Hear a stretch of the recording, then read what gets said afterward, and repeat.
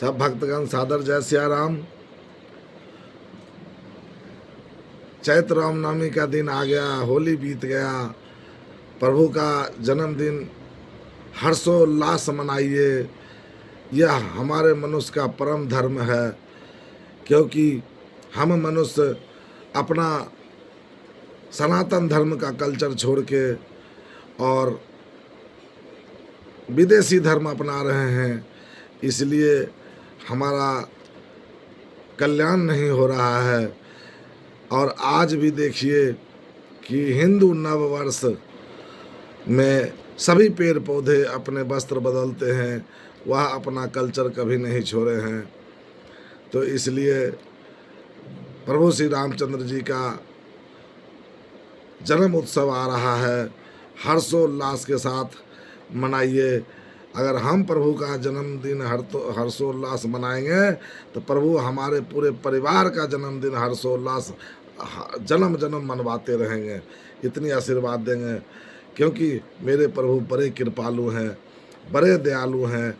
अपनी भक्त को जरा सा पीड़ा देखते हैं तो गोद में उठा लेते हैं, इतने मेरे दयालु मेरे प्रभु हैं।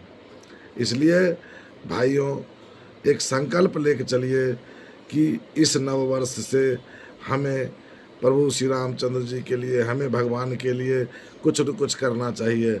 मनुष्य अपने लिए तो बहुत कुछ करता है, लेकिन कुछ नियम रख लीजिए, कुछ मन में धारण कर लीजिए, लेकिन कुछ न कुछ संकल्प लीजिए जिससे कल्याण होगा। इस कलयुग तो काल के समान है, सबके सिर पे काल में रहा है। कब किसके साथ क्या हो इसका कोई पता नहीं है। अगर भगवान के छत्र छाया में रह जाए, भगवान के छत्र छाया में रहेंगे तो अवश्य कल्याण होगा और आनंद से जीवन जी पाएंगे। और सब परिवार कमाते खाते आनंद से जीवन जीते हुए प्रभु का नाम स्मरण करते हुए अपना दिनचर्या बिताइए। भगवान शिव और मैया पार्वती हमेशा प्रभु का नाम ही जपते रहते हैं, क्योंकि इस कलयुग में दूसरा कोई आधार नहीं है। मैं इसलिए आपके बीच में आता हूँ कि थोड़ा सत्संग हो जाए। सत्संग की बड़ी महिमा बता गया है। तात स्वर्ग अपवर्ग सुख धैर्य तुला एक अंग, अतुल न ताहि सकल मिली जो सुख लव सत्संग।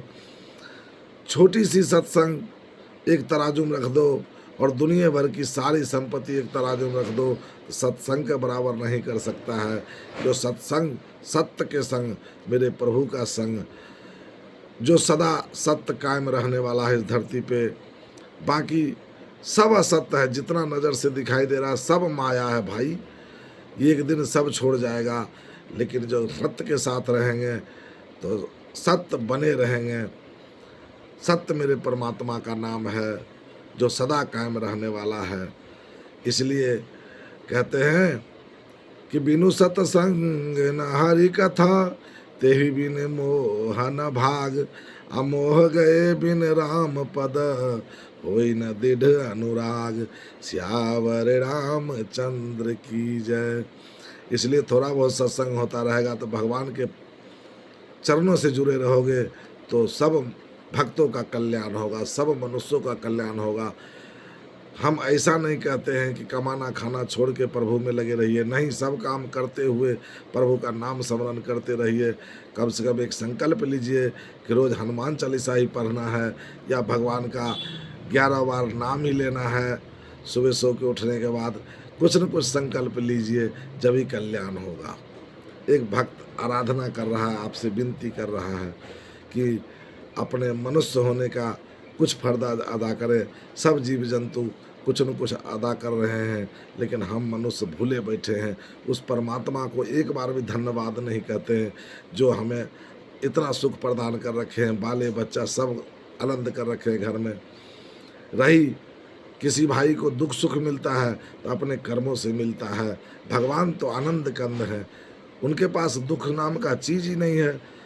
गुरु वशिष्ठ जी कहें कि जो आनंद सिंधु सुख राशि, सीकर ते त्रिलोक सुपासी। जो आनंद के सागर हैं, उन्होंने तीनों लोक का पालन पोषण करते हैं। जो सुख धाम राम असनामा, अखिल लोकदायक विश्रामा। जो सुख के धाम हैं, अखिल लोक के मालिक हैं, और उनका नाम स्मरण करने से हृदय में विश्राम मिलता है, भगवान शिव और मैया पार्वती कहते हैं। फिर भी हम मनुष्य इसको अमल नहीं करते हैं।